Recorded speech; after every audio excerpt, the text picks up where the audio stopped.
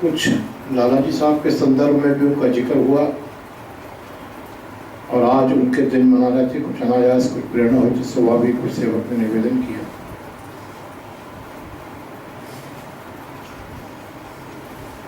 उनके जीवन की, उनके गुणों की जितनी व्याख्या की जाए, जितनी चर्चा की जाए उतना कम है। कोई सीमा नहीं है, अपार अपरंपार, उनकी महिमा अपरंपार है। बेशुमार बेअंत स्वामी, तेरा अंत न जाने कोई।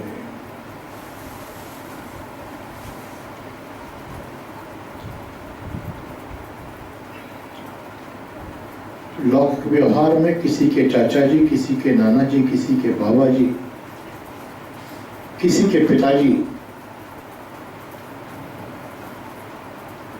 पेशे से डॉक्टर, सारी जिंदगी अपना सर्वस्व न्यौछावर करते हुए, तन मन धन से अर्पित होते हुए प्राणी मात्र की सेवा करके उन्होंने अपना जीवन व्यतीत कर दिया।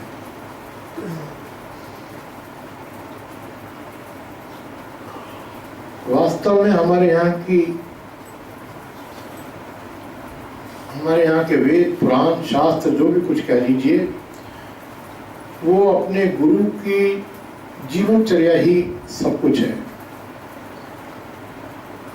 मैं किसी का अनादर नहीं कर रहा हूँ, लेकिन हमारी ऐसी मान्यता, ऐसी आस्था है कि गुरु का जीवन ही सबसे बड़ा शास्त्र है। गुरु की वाणी ही सबसे बड़ी वाणी है।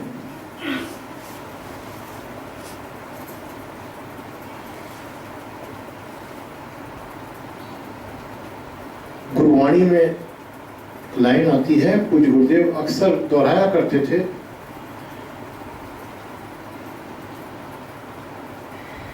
गुरु परमेश्वर एको जानो, यह गुरु ज्ञान बताई, कहे नानक बिन आपा चीने, मिटे न भ्रम की काई।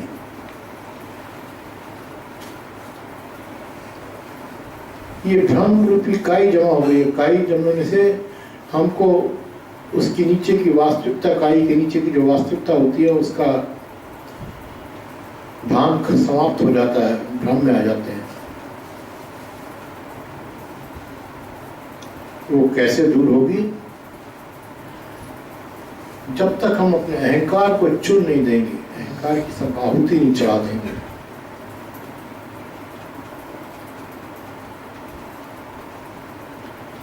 और वो कैसे संभव है? जब हम अपने गुरु को ईश्वर रूप जानते हुए पूर्णतः समर्पित होकर उसके आदेशों का अक्षरशः पालन करेंगे, बिना कोई तर्क बुद्धि लगाए हुए, बिना किसी चतुराई के, पूर्णतः पूर्ण ईमानदारी, पूर्ण समर्पण के साथ जब हम अपने गुरु के आदेशों का अनुपालन करेंगे,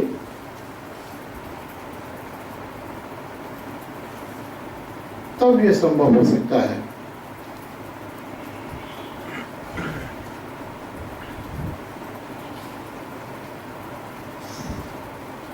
सेवक ने हमेशा से निवेदन किया है कि गुरु कैसा हो इस बात का ज्ञान होना बहुत आवश्यक है। गुरु के बारे में कोई भ्रम ना रखिए। हम जैसे लोग गुरु नहीं हैं।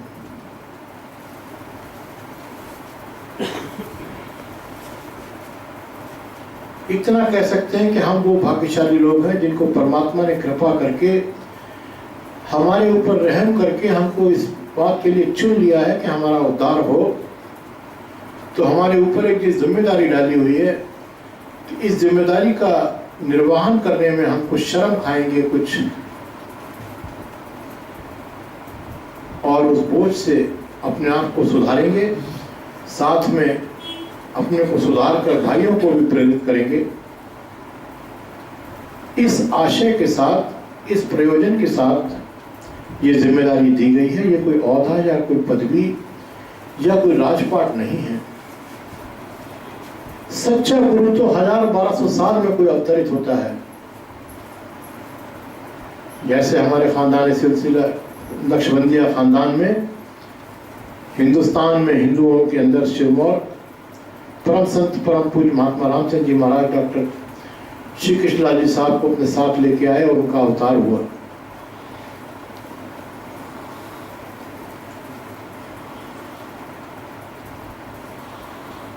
सच्चा गुरु अवतरित होता है, उनके साथ कुछ साथ उनकी शक्तियां साथ आती हैं।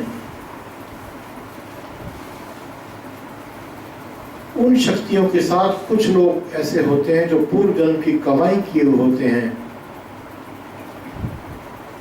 उनका मेला इस जन्म में उनके साथ हो जाता है।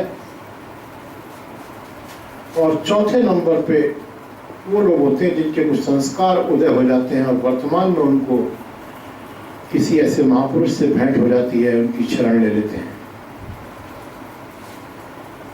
और उनका अधिकार यहां से बनना शुरू होता है। एक अवतार होता है, दूसरा उस अवतार की शक्ति होती है जो उनके साथ आती है, तीसरा कुछ पूर्व जन्म की कमाई किए हुए साथ होते हैं जो उन शक्तियों के साथ मिलकर अपनी बची हुई शेष यात्रा को पूर्ण करते हैं। और चौथी श्रेणी में वो लोग होते हैं जो इस जन्म में अपना अधिकार बनाते हैं, गुरु की शरण ग्रहण करके, उनका सत्संग करके, उनके अनुसार अपनी रहनी सहनी बनाकर अपना पात्र बनाते हैं, अपना अधिकार बनाते हैं। तो पहली बात यह है कि हम सत्संग में क्यों आए हैं, ये लक्ष्य हमारा बिल्कुल स्पष्ट होना चाहिए, पारदर्शिता होनी चाहिए।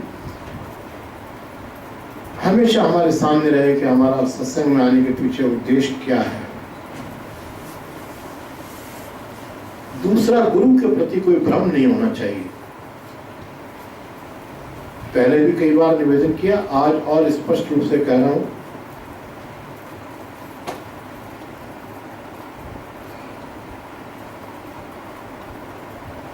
ये चार प्रकार के महापुरुष अलग अलग स्तर पे प्राणियों की सेवा करते हैं।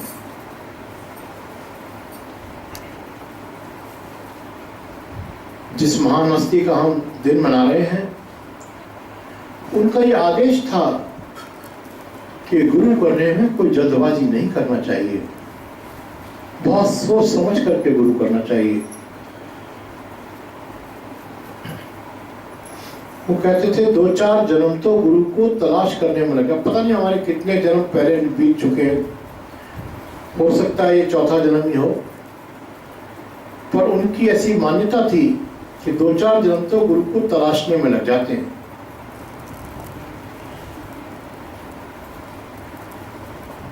जब उसके बाद गुरु से मेला हो जाता है, उसके बाद 2-4 जन्म फिर उसकी संगति और उसका लाभ उठाने में। इस तरह से ये यात्रा बहुत लंबी है, इतना आसान काम नहीं है, ये बच्चों का खेल नहीं है।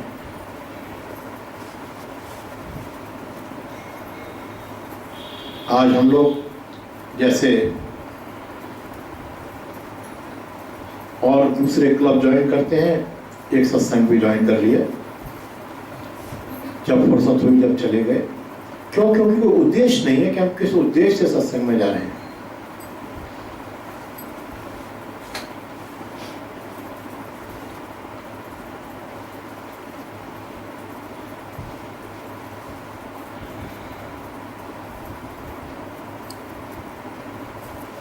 किसी संस्था में हम मनोरंजन के लिए जाते हैं, किसी डॉक्टर के पास हम इलाज कराने के लिए जाते हैं,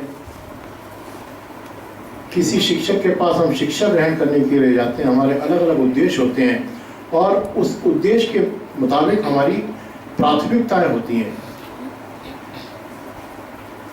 डॉक्टर के पास जाने को हम कभी नजरअंदाज नहीं कर सकते, क्योंकि वो जीवन मृत्यु बीमारी का सवाल होता है।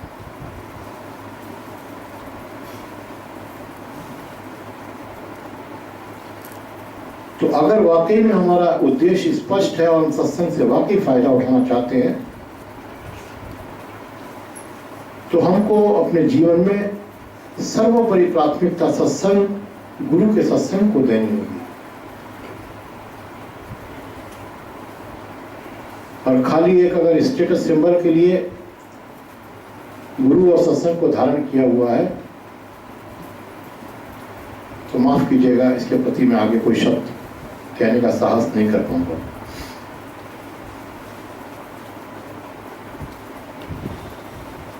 पूज्य दादा गुरुदेव का आदेश था कि गुरु करने में जल्दबाजी नहीं करना चाहिए, खूब सोच समझ के देखभाल के गुरु करना चाहिए। उन्होंने लिखा है कि जैसे हम बाजार में कोई वस्तु खरीदने जाते हैं तो खूब मोल भाव करते हैं, उसकी ड्यूरेबिलिटी, उसकी मजबूती को देखते हैं, फिर तलाशते हैं इसके साथ कुछ हमको उपहार मिल रहा है या नहीं, गारंटी कितने साल की है, रिप्लेसमेंट गारंटी है या रिपेयरिंग की मरम्मत की गारंटी है या बदलने की गारंटी है। जब इन सारे मापदंडों पे वो वस्तु खरी उतर जाती है, उसका भाव हमारे बजट के मुताबिक होता है, तब हम उसको परचेस करते हैं, खरीदते हैं। इसी प्रकार गुरु खूब तलाश के ठोंक बजा करने के बाद गुरु करना चाहिए। लेकिन जिस वक्त अगर आपने किसी का चुनाव कर लिया है, चुन लिया है कि यह महापुरुष आपके मापदंड पे खरा उतरता है, तो फिर उसको अपने आप को उसके हाथों में ऐसे सौंप देना चाहिए जैसे मुर्दा जिंदे के हाथ होता है।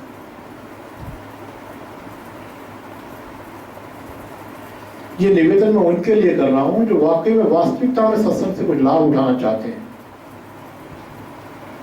ये सिर्फ उन्हीं के लिए निवेदन है।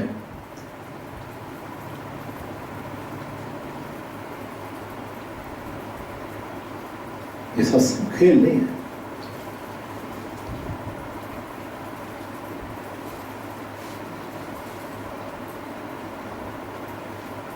उसके पश्चात उन्होंने फिर हमारी मदद के लिए कुछ हमको हिंट्स दिए हैं, कुछ इशारे किए हैं कि ये हम कैसे पहचान पाएं कि ये महापुरुष गुरु बनाने लायक है या नहीं। उसमें उन्होंने स्पष्ट रूप से ये लिखा है कि जिस महापुरुष के पास बैठकर अगर एक पल भर के लिए, एक सेकंड के लिए भी आपको शांति का अनुभव होता है, अपने परिवार की मोह आसक्ति आपसे छूटती है, या अपनी कमजोरियां नजर आने लगती हैं, पश्चाताप का भान होता है, तो समझिए कि वो व्यक्ति कुछ आत्मा की नजदीकी प्राप्त किए हुए है, आत्मा के प्रसादी लिए हुए है। ऐसा व्यक्ति सर्वदा गुरु बनाने के योग्य होता है।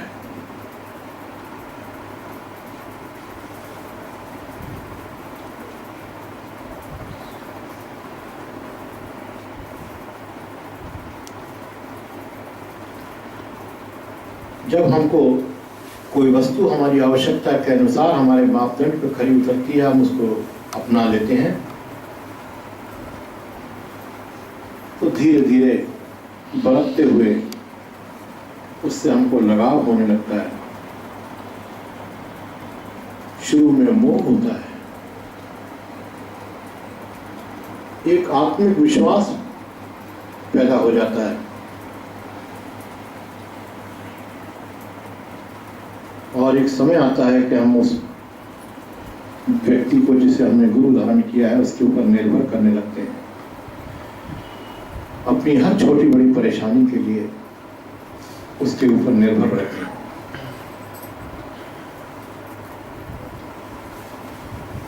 ये रिश्ता आगे चलकर पवित्र प्रेम में बदल जाता है। जब प्रेम पैदा हो जाता है तो फिर शिष्य हर तरीके से ये कोशिश करता है कि किसी तरीके से मैं गुरु की प्रसन्नता हासिल कर लूं। सत्संग में बहुत लोग आते हैं, पर गुरु के नजदीकी कुछ गिने चुने लोग होते हैं। हर व्यक्ति नजदीकी हासिल नहीं कर पाता।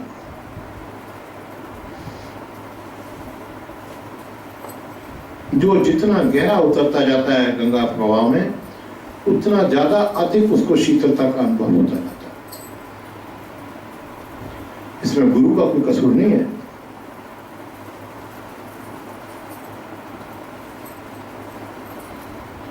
जितना हमारा समर्पण पक्का होगा, जितनी हमारे व्यवहार में, हमारे रिश्ते के अंदर ईमानदारी होगी, पारदर्शिता होगी, लोग तो गुरु के सामने बैठ के झूठ बोल जाते हैं, बहाने बना देते हैं, मखौलबाजी कर लेते हैं, वो भी माया का पर्दा डाल लेते हैं, सामान्य व्यक्ति की तरह व्यवहार करते हैं, हंसी मजाक करते हैं, वो जाहिर नहीं होने देते कि हाँ तुम्हारी असलियत हमको पता भी है।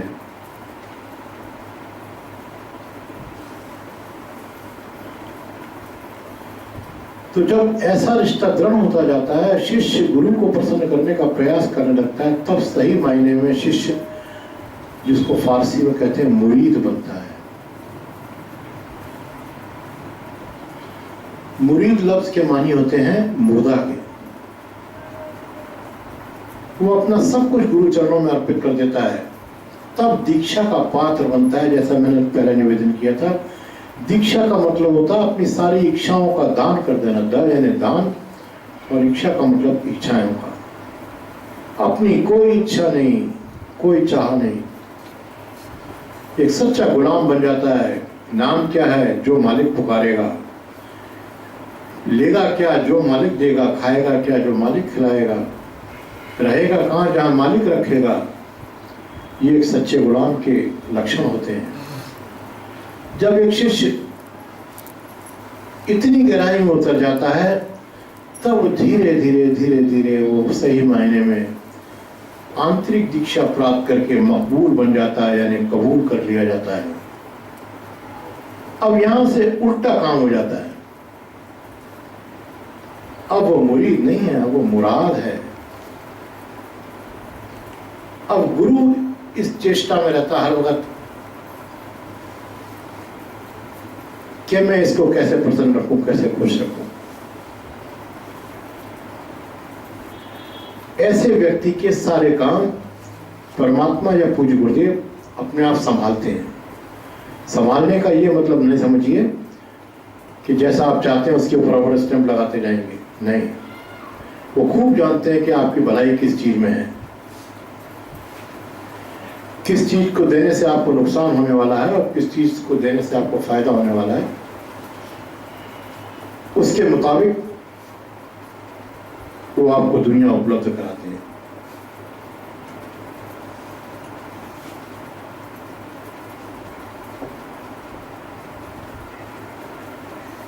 मैं विषय दूसरा बोल रहा था, लेकिन अब मेरा दिमाग कुछ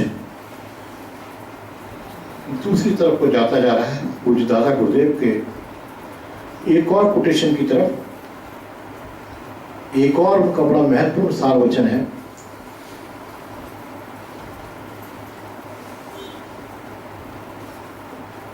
पूज्य गुरुदेव ने एक बार मुझको लिखा था, कुछ मेरी उनकी व्यक्तिगत बात थी, एक पत्र उन्होंने लिखा था। आपने बड़ा साहस किया जो इस तरीके का प्रयास किया। भविष्य में आगे से मत करना। उसके बाद अगला पैरा उन्होंने लिखा था कि दुनिया में जो भी आया है सबको अपने अपने कर्मों का फल भोगना होता है। हमें दूसरे के भले के लिए सिर्फ प्रार्थना करनी चाहिए। कहने का तात्पर्य यह है कि हर व्यक्ति को अपने अपने संस्कारों के मुताबिक दुनियावी पदार्थ प्राप्त होते हैं। हम क्योंकि नश्वरता में, नश्वर संसार के अंदर फंसे हुए हैं, भ्रमित हैं, अपने इस मनुष्य चोले के वास्तविक प्रयोजन को भूले हुए हैं, तो हम जो हमको दिखाई देता है उस अच्छे बुरे के मुताबिक सुखी या दुखी होते रहते हैं। होना ये चाहिए कि हमारे संस्कारों के मुताबिक जो कुछ हमको मिला है उसको हम भोगें, काटें। प्रभु का धन्यवाद करें कि आपने ये मेरे को मौका प्रदान किया, ताकि मुझे अपने कुछ पुराने आवरणों से का बोझ मेरा हल्का हो सके और भविष्य में वर्तमान को, पूज्य गुरुदेव कहते थे, वर्तमान को अधिकाधिक सुंदर बनाने का प्रयास करें। तो वर्तमान में सब कुछ गुरु चरणों में अर्पित करते हुए, गुरु रूप जानते हुए, सेवा करते हुए, मालिक ना बनकर सेवक बनकर जीवन यापन करते जाएं। तो जैसा भगवान कृष्ण ने गीता में अर्जुन को समझाया है, उस कर्म का फल हमको नहीं लगता, उसका संस्कार नहीं बनता। सिर्फ और सिर्फ मोक्ष प्राप्त करने का यही द्वार है, और हमारे इस जीवन का प्रयोजन मोक्ष है, आसक्ति नहीं है, फंसना नहीं है, आगे के लिए अगली यात्रा के लिए टिकट बुक कराना नहीं है कि एक जर्नी पूरी नहीं हुई है, दूसरी जर्नी के लिए टिकट अभी से बुक करा लिया हो। हमारे इस जीवन का उद्देश्य है मोक्ष की टिकट बुक करानी है हमने।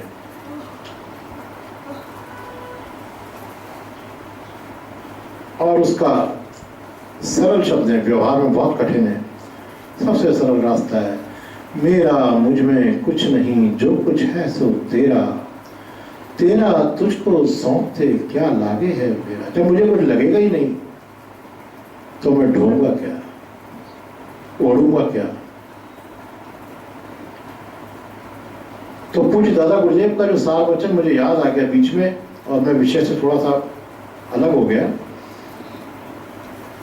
उनका कहना था कि दुनिया में हर चीज की कीमत अदा करनी होती है। जो संस्कार हम लाए हैं उनको हमको भोगना होगा, वो हमें ही भोगने होंगे।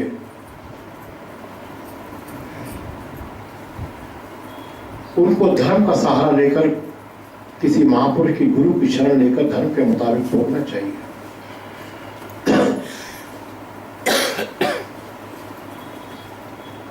और आगे के लिए इस बात का एहतियात रखना चाहिए, हर वक्त होश रहना चाहिए, होश हरदम, हर वक्त इस बात का होश रहना चाहिए कि ये दुनिया परमात्मा की है। हम तो एक सराय में ठहरे हैं। भोर होगी, चाबी जमा करेंगे, हिसाब किताब देंगे, लेंगे और चलते बनेंगे।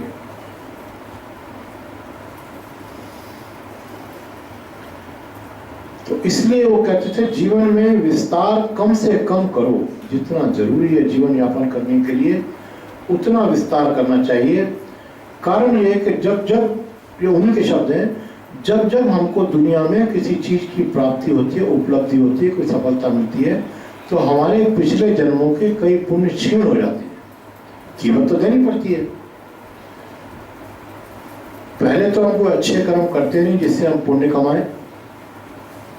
हम तो सौदेबाजी करते हैं, ₹1.25 का प्रचार चढ़ाते हैं, 1.25 लाख की लॉटरी की टिकट मांगते हैं।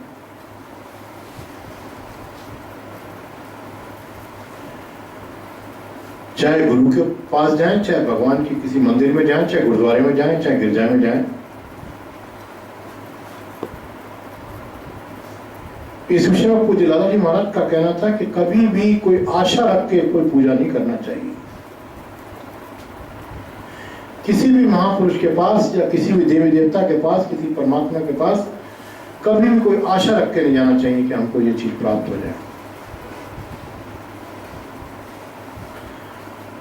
उसमें दुनियावी दृष्टिकोण से भी देखेंगे तो हमको नुकसान हो जाता है।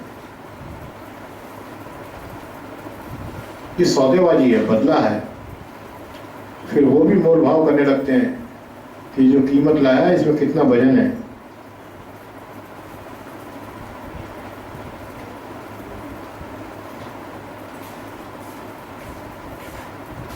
तो पूज्य दादा गुरुदेव का कहना था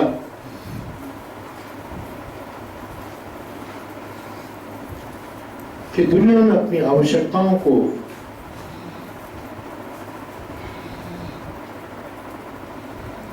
जो स्वतः पैदा हो रही हैं, संस्कारों के मुताबिक घट रही हैं घटनाएं, उनको व्यवस्थित करते हुए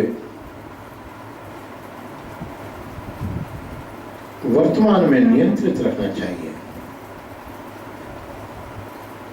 पूज्य गुरुदेव जिसका एक कोट कहा करते थे अक्सर अपने प्रवचन में, My richness consists in the smallness of my wants.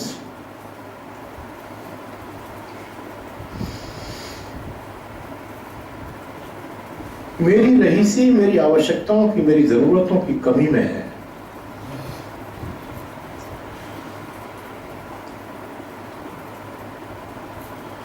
सेवा पूज्य दादा गुरुदेव के मुखारबिंद से पूज्य लाला जी साहब के शब्द थे, less the desire more happiness and more the desire less happiness। ये पूज्य दादा गुरुदेव का कॉल था कि हम अपने भाग्य के स्वयं निर्माण करता है। आप डिसाइड करिए, निश्चय करिए आप क्या चाहते क्या हैं।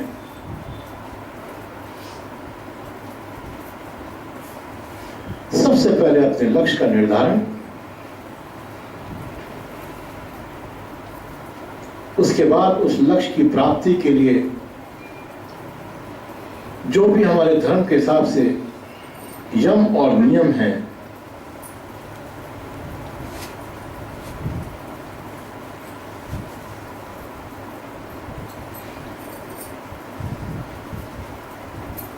उनका पालन करना,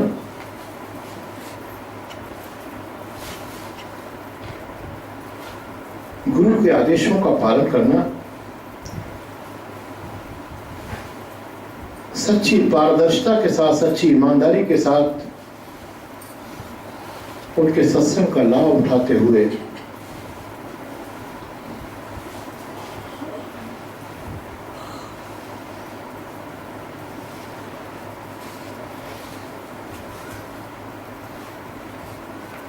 धीरे धीरे धीरे धीरे सही मायने में कृपा प्रसादी ग्रहण करने के लायक बन जाए।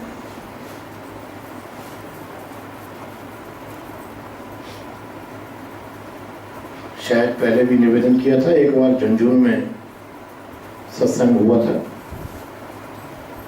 सेवक और पूज्य गुरुदेव सत्संग स्थल से जहाँ ठहरे हुए थे वहां के लिए हम लोग पैदल आ रहे थे।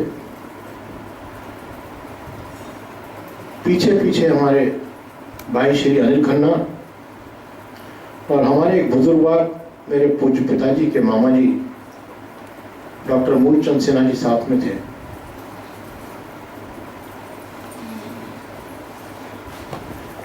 वो ज्यादा पढ़े लिखे व्यक्ति थे, सन 32 के बीए थे, तो वो हर चीज को बड़ा तोलते नापते थे बहुत ज्यादा। उन्होंने पूज्य गुरुदेव से बीच रास्ते में सवाल किया कि भाई साहब, आप बार बार कहते हैं पात्र बनो, सुपात्र बनो, पात्रता बढ़ती नहीं, कैसे बने? अब मेरे बुजुर्ग हैं, मैं उनके प्रति कुछ कहना नहीं चाहता, पर उन्होंने जो सवाल किया गुरुदेव ने उसका बड़ी सरलता से उनको बगैर किसी व्याख्या में गए हुए 3 लफ्जों में जवाब दिया। तो क्योंकि मेरे पूज्य पिताजी के मामा जी थे तो वो भी गुरुदेव भी उनको मामा जी कहा करते थे। बोले मामा जी इसमें क्या बात है? 3R का फॉर्मूला है, रिएक्शन और रेजिस्टेंस छोड़ दीजिए, रिसेप्टिविटी डेवलप हो जाएगी।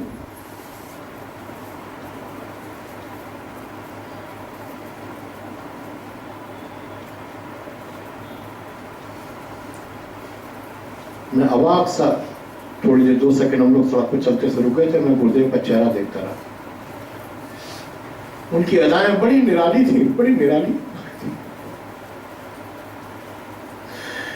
उनका बोलने का तरीका, उनका खाने का तरीका, उनका चलने का तरीका एक चलचित्र की तरह जहन में घूमता है।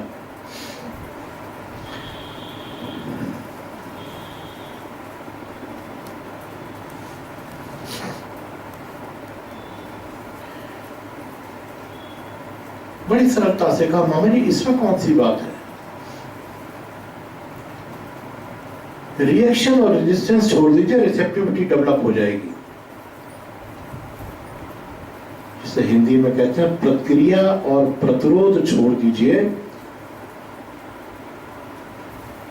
तो पात्रता स्वतः ही पैदा हो जाएगी, बढ़ जाएगी।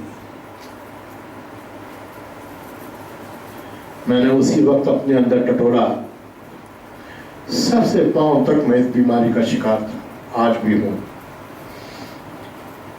आज इतना है कि थोड़ा होश है, उस वक्त तो होश भी नहीं था। इतना ही फर्क हुआ है, मुक्त नहीं है उससे भी।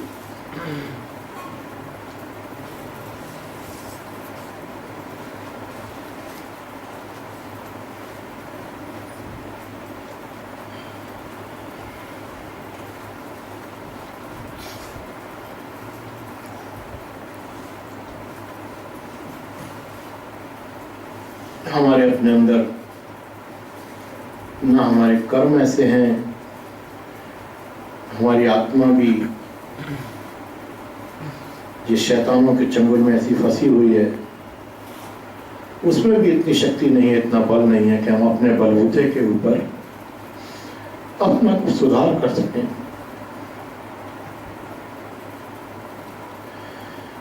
तो फिर करें क्या?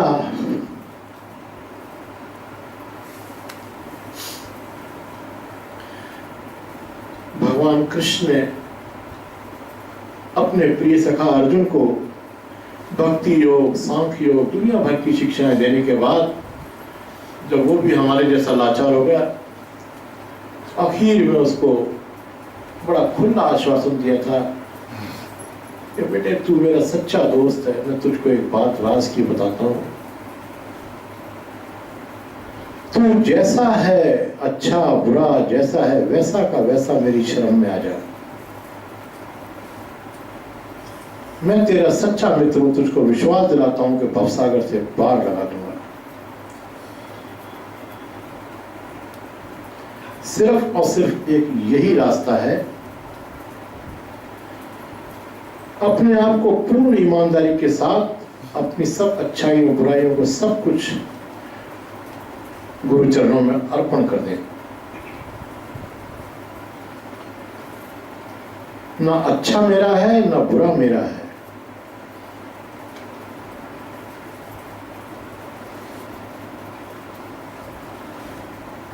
कबीर कुकर राम की मोतिया मेरा नाम, और गले हमारे जेवरी जित हमें जा।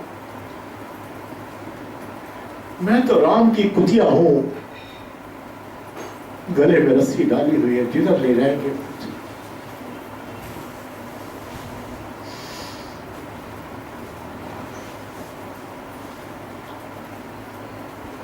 अपना अहम अपना आपा सब कुछ गुरु चरणों में अर्पण करना होगा अगर वास्तविकता में हम कोई लाभ उठाना चाहते हैं तो।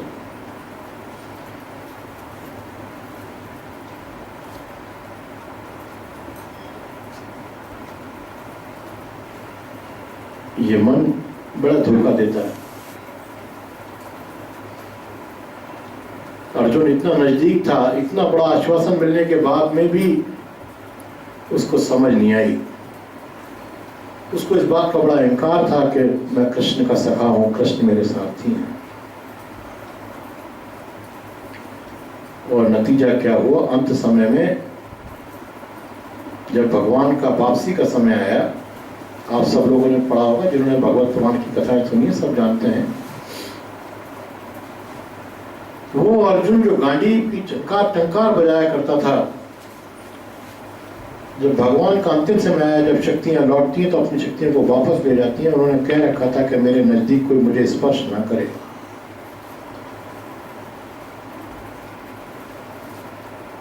अर्जुन को उन्होंने कहा कि भाई मैं वापस जा रहा हूं, अब इन रानियों को अपने अपने लोक में छोड़ आओ जाकर के। मना करने के बाद भी अहंकारवश वो नहीं माना और उनके चरण स्पर्श करने को चला गया।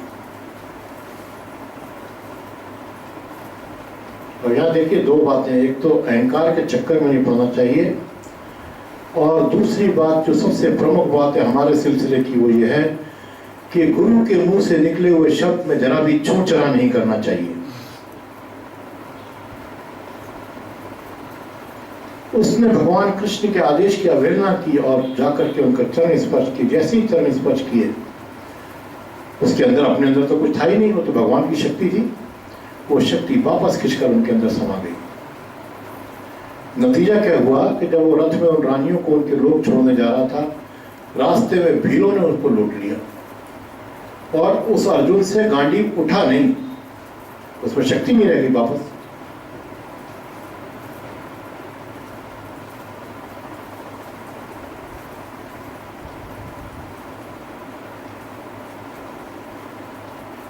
समय समय की बात है, समय बड़ा बलवान। भीलन लूटी गोपिका, वही अर्जुन वही बाण, दोनों वही थे।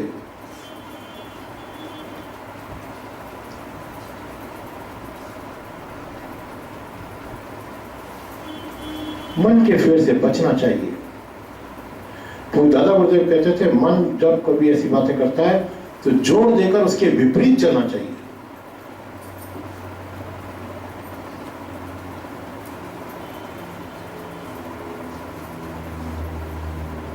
इतने नजदीक थे, ज्ञानी थे, सब कुछ थे।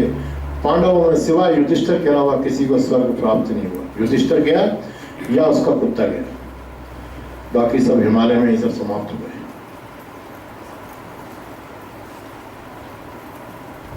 ये अहंकार बड़े तरीके से मारता है।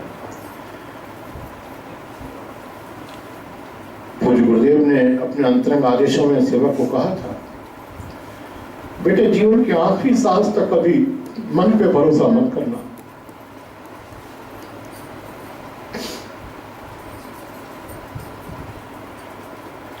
प्राण निकलते निकलते तक ये मन धोखा दे सकता है। और दूसरे शब्द होते थे कि कभी इस बात का भ्रम मत कर लेना कि हम पूर्ण हो गए। पूर्ण सिवाय परमात्मा के और कोई नहीं है।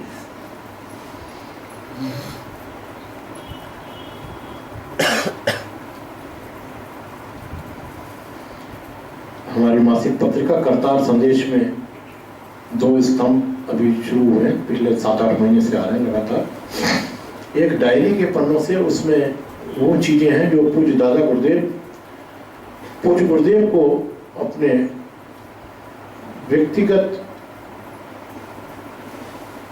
बैठक के समय बोला करते थे, तो वो नोट कर लेते थे। और दूसरा स्तंभ सच्चे मोती, उसके नीचे लिखा हुआ है दैन पूज्य गुरुदेव की स्वाति नक्षत्र में, मतलब वो विशेष परिस्थितियों में अंतरंग रूप से पूज्य गुरुदेव द्वारा सेवक को जो निर्देश दिए गए थे वो मेरे पास लिखित रूप में है। वो उनमें से छांट कर वो चीजें उसमें प्रकाशित की जा रही हैं जिनमें कोई विवाद वाली बात ना हो, क्योंकि उसमें कुछ चीजें ऐसी भी हैं जो किसी व्यक्ति विशेष के ऊपर कटाक्ष है या कोई प्रतिक्रिया है, उन बातों को उनमें से हटा दिया गया। जो शिक्षाप्रद बातें हैं उनमें ये 2 बातें बड़ी प्रमुख तौर से उन्होंने मुझे कही थी। एक तो जीवन की आखिरी सांस तक मन के ऊपर भरोसा मत करना, और दूसरा कभी भूल से मत समझ लेना कि हम पूर्ण हो गए। पूर्ण सिर्फ परमात्मा है और कोई पूर्ण नहीं।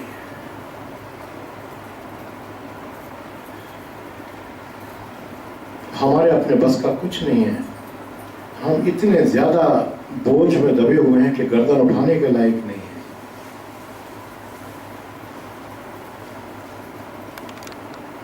हमारे लिए सिर्फ और सिर्फ एक ही रास्ता है जो ओपन ऑफर भगवान ने अर्जुन को दी थी, प्रस्ताव दिया था। हम जैसे हैं वैसे एक अबोध बालक की तरह अपने माँ को सौंपें, माँ की शरण में चले जाएं।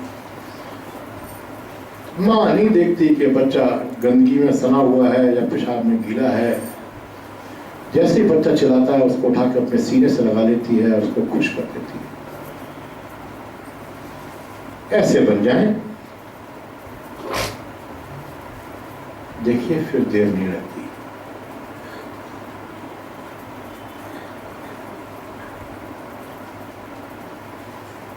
इसके लिए आवश्यक है हम अपने आराध्य से उनसे ही शक्ति मांगे, उनका आत्मिक बल मांगे। हे पूज्य गुरुदेव, हमारे अपने बस का कुछ नहीं है। आपका तो कृपाशील पतित पावन विरज है। इतिहास साक्षी है, आपने हम जैसे पता नहीं कितनों को अपनी शरण में लिया है, उद्धार किया है। थोड़ी सी जगह अपने चरणों में हमें भी प्रदान करिए। रहम करिए, रहम करिए, रहम करिए। ओम।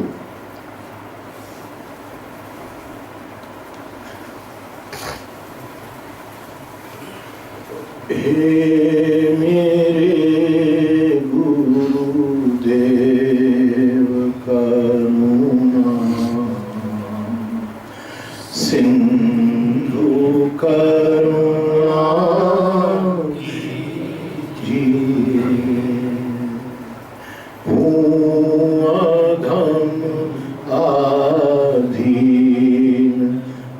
शरण अब शरण मेरी हे मेरे गुरुदेव करुणा सिंधु करुणा कीजिए। खारा गोते हूँ मैं भव सिंधु के मझधार में। खारा गोते हूँ मैं भव सिंधु के मझधार में। आसरा है दूसरा कोई अब संसार में। आसरा है दूसरा कोई अब संसार में। हे मेरे गुरुदेव करुणा सिंधु करुणा कीजिए। अब शरण मेरी मुझ में है जब तप न साधन और नहीं कुछ ज्ञान है। मुझ में है जब तप न साधन और नहीं कुछ ज्ञान है। निर्लज्जता है एक बाकी और रस अभिमान है। निर्लज्जता है एक बाकी और बस अभिमान है। हे मेरे गुरुदेव करुणा सिंधु करुणा कीजिए। अब शरण मेरी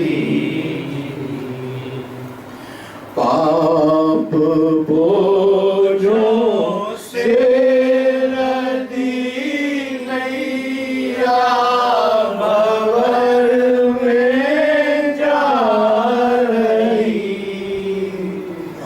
पाप बोझों से लदी नैया भंवर में जा रही।